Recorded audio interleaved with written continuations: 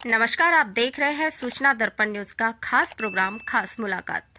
आज हमारी टीम पहुंची है ग्राम पंचायत आंखेड़ी, जिसके वर्तमान सरपंच है देवास बाई प्रतिनिधि श्रीमान नाथू सिंह।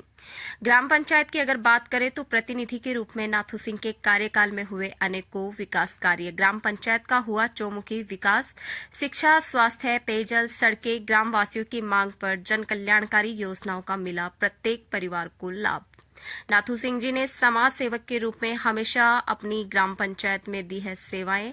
आइए सुनते हैं किन किन क्षेत्रों में हुआ है विकास। सरपंच प्रतिनिधि के साथ संवाददाता किशन सोलंकी की खास बातचीत।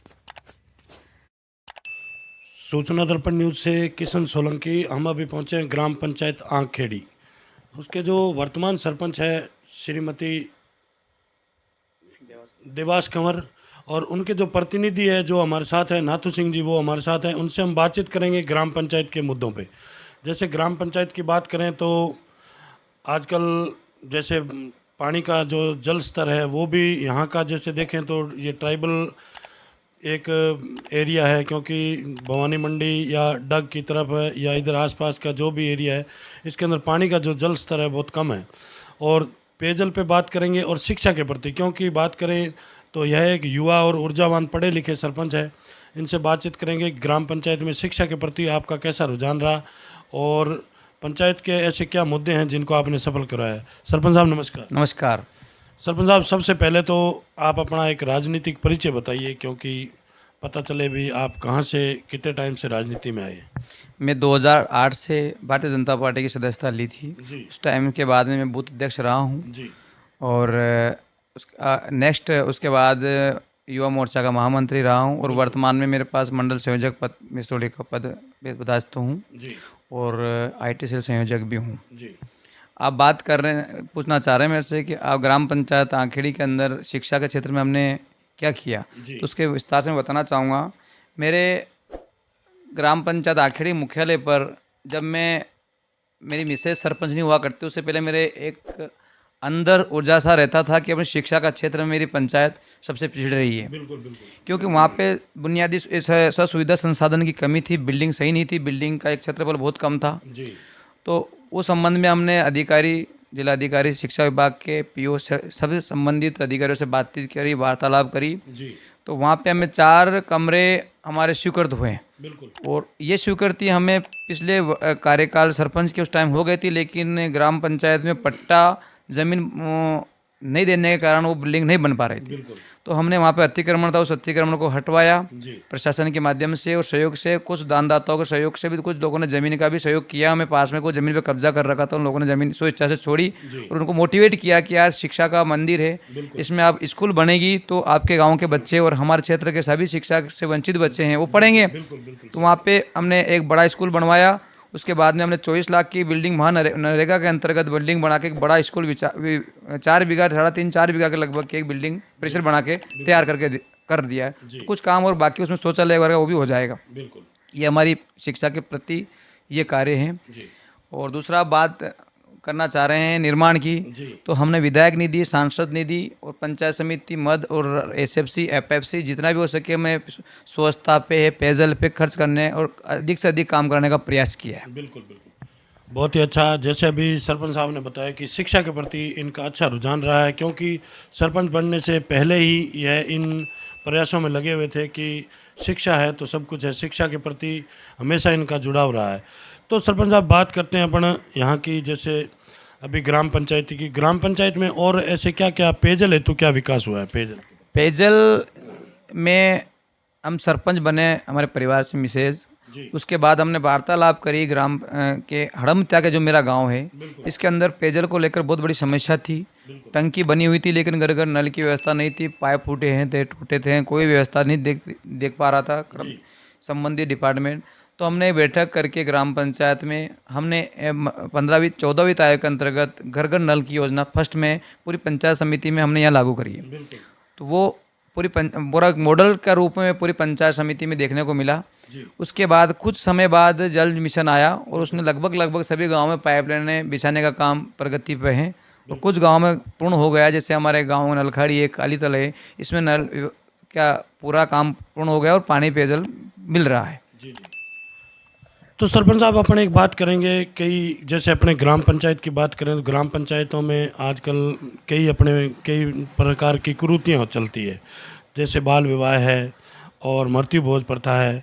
तो इन प्रथाओं पे आपकी क्या संज्ञान रहेगा, क्योंकि आप एक युवा हैं और ऊर्जावान हैं, आप हर तरीके से आपको नॉलेज है, तो इस कुप्रतियों पर क्या? हम अधिकतर मीटिंगों में जब हम कोई सामाजिक कार्यक्रम होते हैं तो हम समाज के लोग, जैसे सही सर समाज के लोग बैठकर यही चर्चा करते हैं, युवाओं में भी हम ये जागृति पैदा करते हैं कि हम सुधरेगा तब युग सुधरेगा। हम अपने से शुरुआत करनी पड़ेगी। हम चाहते हैं कि बड़े लोगों से ये कुर्तियाँ खत्म हो। बड़े बड़े विवाह करते हैं, लाखों रुपए खर्च कर देते हैं, वो पैसा शिक्षा पे खर्च हो। हम हमेशा ये कहते हैं। और लगभग अभी वर्तमान में हम समाज की लेवल पर अगर देखें तो अभी समाज में हमारा 21 से 25 जोड़ों का सम्मेलन 21 अप्रैल को कल होने जा रहा है क्यासरा में। उसमें भी मैं समाज के स्तर से महासचिव हूँ जिला, तो उसमें हम सहयोग कर रहे हैं। तो ये जागृति धीरे धीरे आ रही है ग्रामीण क्षेत्र में भी, क्योंकि सबसे बड़ी समस्या रहती है गांव के अंदर शिक्षा की। जब शिक्षित युवा होगा तो ऑटोमेटिक अपने परिवार को उस क्षेत्र में ले जाएगा। कहाँ से बचाव हो, जब शिक्षा नहीं रहेगी तो वो कैसे आगे बढ़ेगा। तो मेरा सबसे पहला फोकस है कि अच्छी शिक्षा हो, सुनियोजित शिक्षा हो और अभिभावक भी उस पर सहयोग करें। तो वो सहयोग करने के लिए हम अभिभावकों को भी बार बार कहते हैं उनसे कि आप अपने बच्चे को स्कूल भेजें, आप जिस तरीके से कर सकते हैं, क्योंकि गांव के अंदर समस्या आर्थिक रूप से कमज़ोर रहते हैं। किसानों के फसलें नहीं थी, पहले पानी कम रहता था, लेकिन हमारे पूर्व मुख्यमंत्री वसुंधरा राजे ने यहाँ पे एक बहुत बड़ा डैम बनाया हमारे राजगढ़ का, जिससे इस क्षेत्र को हरा भरा देखने को मिल रहा है। आज जो भी है पानी का क्षेत्र अगर देखा जाए तो हमारे पूर्व मुख्यमंत्री जी का ही प्रतिफल है, देन है। तो अभी लगभग हमारा जो आसपास का जो क्षेत्र है वो सारा हरा भरा सा, अब आर्थिक रूप से किसान भी मजबूत होने को जा रहे हैं। बिल्कुल, बहुत ही अच्छा। तो सरपंच साहब बात करें अपन एक सरकार की और राजनीति की, तो पीछे जो आपका कार्यकाल है, जो लगभग 4 साल का कार्यकाल है, वो एक कांग्रेस की सरकार में निकला है और अभी वर्तमान में है भाजपा की सरकार राजस्थान में। तो क्या जो कांग्रेस की सरकार में विकास हुए वो वैसे अगर आप भाजपा की सरकार में करवा पाएंगे आगे काम? उससे अधिक कराने का हम प्रयास करेंगे, क्योंकि कांग्रेस सरकार में तो झालावाड़ जिला नहीं हुआ करता था उनके मानचित्र पे, लेकिन ये जो भी देन है झालावाड़ के अंदर माननीय मुख्यमंत्री वसुंधरा जी की देन है, जिन्होंने इस क्षेत्र को इतना डेवलप कराया, पूरा राजस्थान का मॉडल बना कर रखा है। चाहे वो शिक्षा का क्षेत्र देख लीजिए आप, चाहे आप जल का देख लीजिए। उन्होंने एक सबसे बड़ा जल को लेकर जल स्वावलंबन योजना चलाई थी, मुख्यमंत्री जल स्वावलंबन, जिससे हमारे छोटे मोटे गांव में छोटे छोटे तालाब बने थे। उससे भी बहुत कुछ सिंचित में सहयोग हुआ है लोगों, किसानों को अच्छी फसलें की तरफ वो बढ़ रहे हैं, रुझान बढ़ा, उनका आर्थिक रूप से मजबूत होने का भी उन प्रयास वसुंधरा जी ने करने किया है उनको। और हम चाहेंगे पिछले 4 सालों में जो हमने विकास किया है, कुछ तो मतभेद रहा है पार्टी पॉलिटिक्स का लेकर, लेकिन इतना ज़्यादा देखने को हमें नहीं मिला है। क्योंकि ये क्या होता था कि हमारा विधानसभा सदस्य हमारा पार्टी का था, उन्होंने हमें अच्छा सहयोग किया और अच्छा सहयोग करने के बाद उपरांत हमारा अच्छा विकास हुआ। सांसद जी हमारे थे, तो प्रधान जी भी हमारे थे, प्रमुख जी भी हमारे झालावाड़ के अंदर, तो हमें इतना ज़्यादा देखने को नहीं मिला कि हमें मतभेद हुआ है। अगर ज़्यादा केंद्रीय राज्य की योजना तो उसमें कुछ मिला है, छोटी मोटी चीज़ें चलती रहती है राजनीति में, लेकिन हम चाहेंगे कि इस भाजपा शासन में भी हम इससे दुगना काम करने का प्रयास करेंगे। और सरपंच साहब जैसे बात करते हैं अपन, एक पीछे जो कार्यकाल चला है इसके अंदर नरेगा चली है कि नरेगा के अंदर आपने लोगों को रोजगार भी दिया है और नरेगा के अंदर आपके कई जो साथी जनप्रतिनिधि हैं उनसे हम मिले भी हैं, लेकिन कहीं न कहीं उसमें दिक्कत आ रही है कि जो 60-40 का जो पक्के और कच्चे वर्ग का जो काम है उसके अंदर क्या है, जो माल मटेरियल का पैसा है वो समय पर नहीं आने के कारण ग्राम पंचायतों में जो विकास की गति है वो बिल्कुल धीमी चल रही है। तो इस पर आप क्या कहना चाहिए? मैं इस पे कहना चाह रहा हूँ आपको कि जैसे नरेगा के आपने बताया 60-40 का रेशा, 60 लेबर पे खर्च होता है, 40 मटेरियल पे होता है। जब 60 लेबर पे खर्च होगा तब जाके 40 का मटेरियल को आपको मिलेगा। और लेबर के पेमेंट भी बहुत लेट होने लग, कहीं कहीं तो बहुत सी बार 2-3 महीने लेट हो जाता है। मटेरियल के 1-1.5 साल तो पैसा नहीं आता, तो कॉन्ट्रैक्टर मटेरियल देने में भी आनाकानी करते हैं। क्यों मटेरियल नहीं दे पाता, उसमें वो 2 साल तक उस पैसे को रोक के रखेगा करोड़ों रुपये को, तो वो कैसे काम कर पाएगा अगली बार।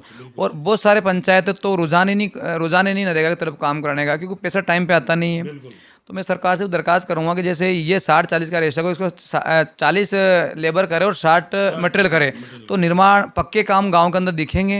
हम कहाँ तक तलायां खुदवाएंगे लेबरों से, तलाया का काम बहुत ज़्यादा हो चुका है, मिट्टी का काम, तो हम कच्चे की जगह 60-40 की जगह 40-60 करें इसको, पक्के वर्ग में ज़्यादा ज़्यादा वर्क में। और जैसे निर्माण जो भी, जैसे इसमें कुछ बॉन्ड लगा रखे हैं निर्माण स्वीकृतियाँ में, वो उसमें अनुमत नहीं है, वो चीज़ें अनुमत नहीं, सीसी सड़क ऐसे अनुमत नहीं, बहुत सारी चीज़ें ऐसी हैं। तो जो रोज़मर्रा के जीवन में जो लोगों को ज़रूरत है, जैसे सड़कों की ज़रूरत हो गई, नालियों की ज़रूरत होगी, ऐसी चीज़ों का ज़्यादा सरकार सहयोग इसमें अनुमत करे। बिल्कुल बिल्कुल और जो कच्चे काम अब जब से नरेगा चली उसमें अपन वही कराता रहे, तो उसमें कुछ चेंज हो जाना चाहिए बिल्कुल बिल्कुल। और समय पे पेमेंट हो। क्योंकि जो कच्चा वर्ग है वो आज बारिश का समय है, बारिश होती है तो उसमें भाव में चला जाता है और उसका कोई तथ्य नहीं निकलता। कोई तथ्य नहीं है, क्योंकि तलाई हमारे यहाँ ऐसे भी ऑलरेडी बहुत सारे पानी के संसाधन हो चुके हैं। कब तक तलाइयों को हम खोदते रहेंगे? बिल्कुल सही बात।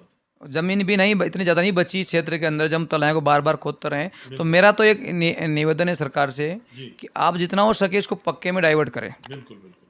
वो पक्के में डायरेक्ट करने से क्या होगा कि जो इंटरलॉकिंग सड़कें हैं गांव के अंदर, जो बुनियादी सुविधाओं की जरूरत है पंचायतों को, वो पूरी हो सके। जी जी, बहुत ही अच्छा। तो सरपंच साहब, अपन एक बात करेंगे कि माननीय प्रधानमंत्री हमारे देश के प्रधानमंत्री है, तो उन्होंने उनका एक सपना था कि पूरे देश को भ्रष्टाचार मुक्त बनाना है।